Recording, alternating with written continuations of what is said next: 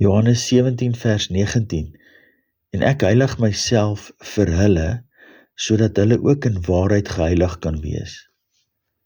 Levitikus 19 vers 2, spreek met die hele vergadering van die kinders van Israel en sê vir hulle, heilig moet julle wees, want ek, die Here julle God, is heilig.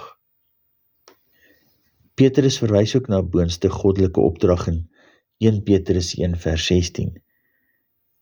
Die absolute werklikheid om eenkant gesit te wees en om rein voor God die Vader te wees, gebeur in die vermoë en daad wat Jesus Christus ons Here besit. Hy doen dit vir die hele vergadering.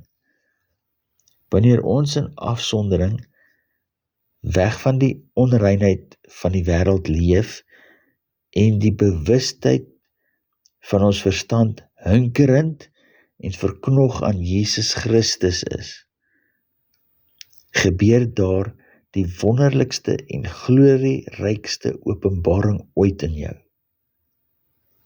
1 Petrus 1 vers 13 verklaar Petrus dat die genade van God ons deel word by die openbaring van Jesus Christus in ons.